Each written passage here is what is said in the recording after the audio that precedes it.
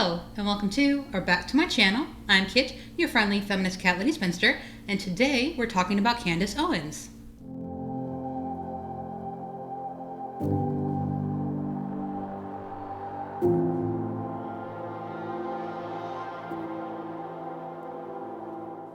Before we get into the video, just some quick housekeeping. I have timestamps in the description box below if you'd like to get right into it. If you like this video, please like and leave a comment. If you dislike this video, please dislike and leave a comment. Any engagement is good engagement to the algorithm. If you enjoy my channel, please subscribe. And if you're already subscribed, I'm so glad you're here. My social media is linked below. I'm Candidly Kit on Twitter and Instagram. I also have a Patreon now. If you really like my content, please think about becoming a patron. I would greatly appreciate it. And if you want to do none of the above, that's totally fine. And now, let's get back to the video.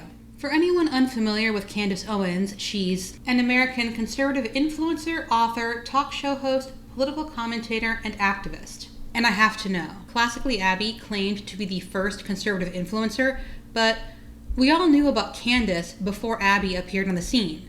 So, who's the real first conservative influencer? Anyway, it's been about a year since my last video on Candace, and YouTube clearly thinks it's time for another and recommended her video, 5 Reasons People Hate Pride Month, to me. Thanks, YouTube. I have a few thoughts on it, so let's just get into it. And for today's episode, I feel like it is high time that somebody says the quiet part out loud. A conservative saying they don't like Pride Month is saying the quiet part out loud? I'm sorry, is this supposed to be shocking? In what universe have transphobes and homophobes been quiet? So today I'm going to do that. Ready? The majority of Americans cannot stand Pride Week, Pride Month, Pride Year, whatever it is. Wow, Candace, you are so brave. Although, is it just me, or is it odd to act as though you're going to say something so controversial and shocking, and then say you're stating a majority opinion? Also, citation needed. The month of June has been completely perverted, and the majority of Americans, including my gay friends, cannot stand this month. So I'm going to give you 5 reasons why that's true. You guys ready? Let me know in the comments if you think Candace Owens has gay friends, because personally, I think she's stretching the meaning of the word friend. Reason number 1, it's because Pride Month is emblematic of corporate cowardice. Everywhere you look, all of these corporations that don't even make sense are putting up rainbow flags, right? McDonald's, what was the issue with gay people at McDonald's? Were gay people not being served at McDonald's? I walked into a furniture shop a couple of weekends ago, and prominently displayed is this LGBTQIA flag. Everybody's welcome to shop here. At what point in American history were gay people not allowed to shop in furniture stores? She said so little, and yet there's so much to unpack here. She can't truly believe that a man could walk into a furniture store, or a McDonald's, holding hands with his husband in, say, 1970, and be treated like a regular customer. For that matter, there are still some places, some families in the US where it's not safe to be out. Also, has it occurred to her that there are people in those companies, large and small, that are part of the LGBTQ plus community and want to display flags to show support? And also, when, say, Target puts out their Pride collection, they are not doing so out of fear that the alphabet mafia will boycott or whatever. They're doing so because we live in capitalism and they've realized that's how they can make more money. It's not that deep. It's so emblematic of those stupid departments that are being built up. Diversity and inclusion departments. Somebody who is completely not qualified to even work at the corporations that they work at, keeping a calendar of every ridiculous holiday that we continue to make up to make sure that corporations get on their knees about various social issues. Candace is employed by a conservative company that I'm willing to bet has never and will never have a D&I department, so I really don't understand her outrage here. Is she feeling sorry for corporations? They don't need sympathy. Studies have shown that more diverse companies are more innovative and financially successful. We as a company are dedicating $200,000 to LGBTQ causes. Okay, where's that money even going? That's my question. Where is the money even going? So, does this mean Candace actually doesn't think corporations should be allowed to do whatever they want? Do her conservative friends know about this? Or does she only ask where the money is going when it comes to the LGBTQ plus community? I would like more transparency when it comes to corporate donations, but I'm skeptical of her motivation here. What is it that we are striving toward for gay people and lesbian people? What don't they have in America that they need us to donate dollars, corporate dollars, to make sure that they secure in the future? We? I find it interesting that Candace seems to think that everything is fine now. There's nothing the LGBTQ plus community could possibly want or need, and I don't buy it. She's a political commentator. There is no way she doesn't know that 238 bills, which is a record, by the way, have been introduced in the US targeting the LGBTQ. Oh hey, you know what else would be really great? If conservatives would stop trying to tie pedophilia to the LGBTQ. Number two is that actually it's insulting to black people. I've been pretty outspoken. I even think Black History Month needs to go away. But let me tell you something. So Candace thinks Pride Month is insulting to black people, but she also thinks Black History Month has to go. If black people are getting 1 month for the stuff that we live through in America, somebody's going to need to explain to me how it is that gay people and lesbian and trans people also got a month. Like what somebody give me the history lesson, right? That qualifies an entire month in celebratory rainbows. Was there an island where there was gay people that were living happily and all of a sudden they got put onto boats and chains and brought over to America and forced to work? I missed that history lesson that justifies them being able to throw their asses in my face for an entire month. It's annoying and it's ridiculous. I would like to know where Candace is going that she gets asses thrown in her face, but this is a strange argument, especially considering she doesn't even think there should be a Black History Month. Is she also against Women's History Month? Hispanic Heritage Month? There's an argument to be made that everyone's achievements should be taught under simple history, but these months were created because that wasn't happening. And it was a way to bring focus onto people who did important things but would otherwise have been forgotten and overshadowed by the people history likes to spotlight, white men.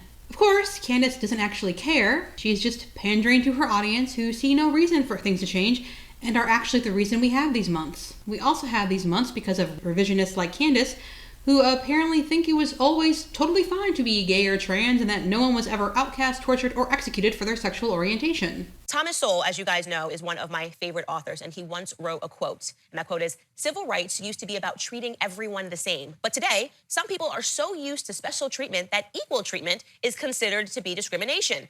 That is my opinion when it comes to the LGBTQ IRS agenda. They think they're being discriminated against because they're not getting special privileges, right? Nice. Looking to your audience for confirmation and making them feel like, yes, Candace truly understands.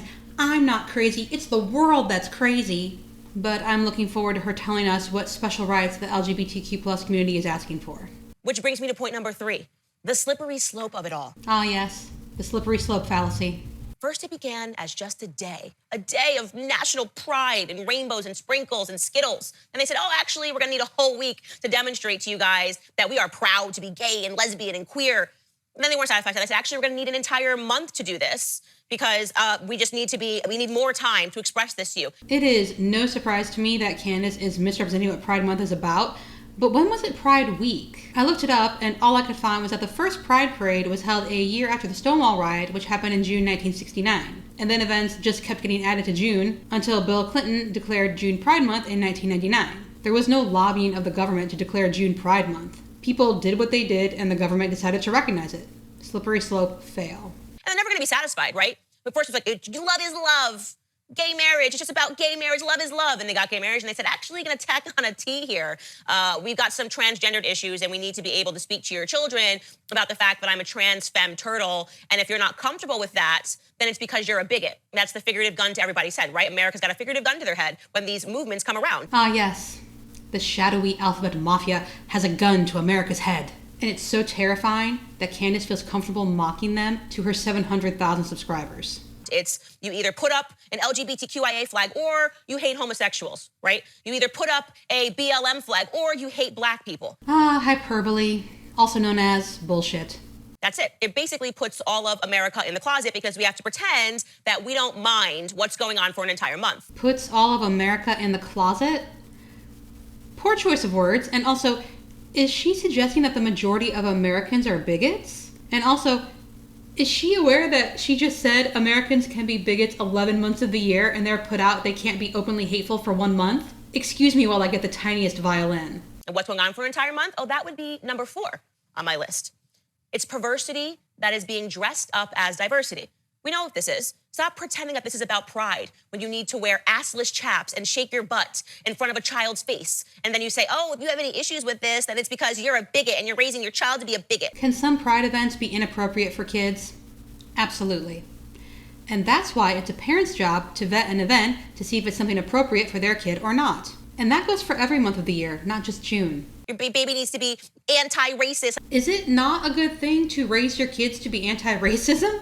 Why is she mocking? It's like your baby needs to be anti and pro and supportive of all of these various causes. They need to be pro-trans. They need to be actively pro-trans agenda. It's debauchery everywhere you look. I highly doubt that Candace has ever been to any sort of pride event, but is she seriously going to try to say that a, say, gay nightclub has more debauchery than a nightclub? Look at the Pride Parade. Why is it so okay to take your children to a Thanksgiving Day parade? You have no fears, but you know fully well that if you take your child to a Pride Parade, your child is going to be exposed to a bunch of sexuality on display because that's just what they're allowed to do for an entire month. Where are these parades that Candace is talking about? I saw some risque outfits at Seattle Pride, but no one was nude and it was more like a corporate slideshow. I was half expecting a QR code to appear so I could scan and shop now. For that matter, even the police were in it, followed by a handful of protesters. They're allowed to be overtly sexual and pretend that they're a special snowflake and that if you don't like it, it's because you're somehow a heterosexual freak who doesn't understand that people need to express themselves. Let me be clear. If a heterosexual couple acted in the same way as some of these couples act during a pride parade, I would be disgusted because it's just gross. It's just debauchery. Your sexuality doesn't mean anything to me. I don't care what your sexuality is. When you're being perverse, you should be called out for it. It's the same reason I called out Cardi B for her performance on stage when I felt she was being disgusting at the Grammys. I don't care that Cardi B is a heterosexual person. I care that there are children in America who shouldn't be forced to watch this sort of stuff. Kids are being forced to watch the Grammys and attend pride parades? They shouldn't be forced to watch our cultural corrosion on screens. That's how the majority of adults feel when Pride Month comes along, but they're not allowed to say it. I would be willing to bet her viewers are watching and nodding along right now. And after this episode, they'll go to Twitter, where their feed will be filled with the same sentiments she just expressed. But, you know, no one is allowed to say what she just said. Or else they will be accused of being bad individuals who want homosexuals to be wiped off the face of the planet. You know, Candace, you don't have to go to Pride. You don't have to display a rainbow flag. You don't have to advocate for anything. Just stop trying to make things worse. Really, all that's asked of you is that you do nothing. Speaking of individuals who actually want homosexuals to be wiped off the face of the planet, let's talk about number 5. It's also the cultural ignorance of it all, right? You get these people that come up to you and they're waving their flags, and they're the same people that are waving their pride flags in one hand and the Ukraine flags in the other one, right? And then when you say, hey, wait, gay marriage is not allowed in Ukraine, oh, it doesn't matter, doesn't matter, doesn't matter. A country doesn't have to be perfect for you to think it wrong that it be invaded and people killed. I would also like to note that the US did legalize gay marriage, and there's still people in this country who want gay people wiped off the face of the planet. Sounds like you're pretty ignorant about your own country, Candace. There are actually places all across the world where homosexual people are oppressed and they never do anything for it. That's not what they're raising money for. They're raising money so they can indoctrinate our children with LGBTQ agenda ideas, right? Yes. We want to indoctrinate kids into thinking being gay or trans or bisexual is okay, so they don't grow up to say things like, these people should be put to death. Every single homosexual in our country should be charged with a crime. The abomination of homosexuality that they have, they should be convicted in a lawful trial. They should be sentenced with death. They should be lined up against the wall and shot in the back of the head. Or so that they're not part of a congregation that cheers that kind of talk. They don't care. They'll tell you to donate tomorrow to Saudi Arabia if the right politician gets on stage and tells them to. They're ignorant about their very existence, and that drives me absolutely insane. Let's take a moment and appreciate how Candace Owens thinks she understands LGBTQ+ issues better than the actual members of that community. Let's also take a moment to think about how Candace is telling her audience that anyone who's not straight or cis is inherently perverse and cares nothing about anyone or anything except having as much sex as possible. Unsurprising, since she's a conservative, but still disappointing and dangerous. It also bothers me on a spiritual level that it is a corruption of what the rainbow signifies theologically. Remember, this was God's promise that he would never again flood the earth. Ah, so that's why Bernadine said God would use fire and not water next time. But we are hitting all the highlights, aren't we? Sex-crazed, indoctrinating children, debauchery, stealing the rainbow from Christians. And sometimes I ask a question, when I look around and I see all this ridiculousness going on, when I look at the perversion that our culture has become, and I look at everything that we're even talking about in this country, you wonder if he should make good on that promise or not. You wonder if we need a reset button of some sort on humanity altogether. Gay people have Candace wishing for a reset of humanity. Wow. So in closing, it's a great irony that we spend this time calling it Pride Month, when in reality, it's anything but.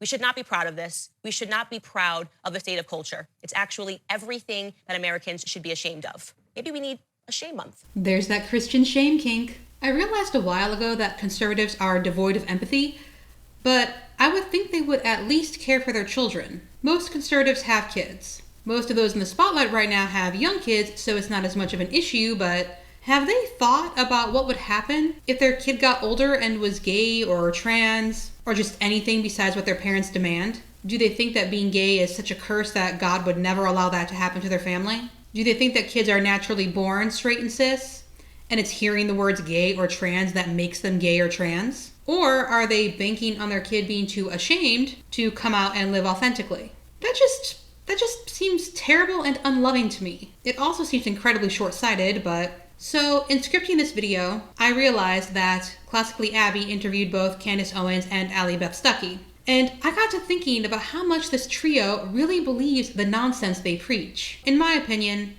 all three are grifters, but Abby believes it the most. She goes a little harder than she ordinarily would for the sake of the grift, but she's a true believer. I think Allie Beth is just naturally hateful, and she's glad to have an outlet for it and to be paid for it. And Candace, she is a grifter. She says what she's paid to say, and I hope the money is worth it. And that is it for this video. I hope you have a great day, night, whenever you happen to be watching this, and I will see you next week.